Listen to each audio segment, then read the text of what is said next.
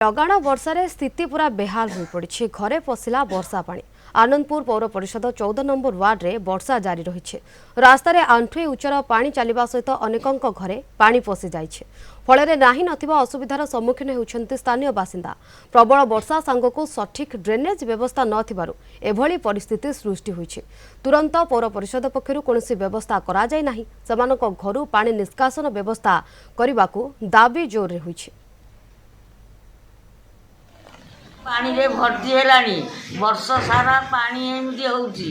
वर्ष सारा आम रोषेईवास करी खाइमु ना खाइमु नहीं। सरकारी लोक होइकी तमे एई भली आमको अवस्था किछि गोटे व्यवस्था करूना।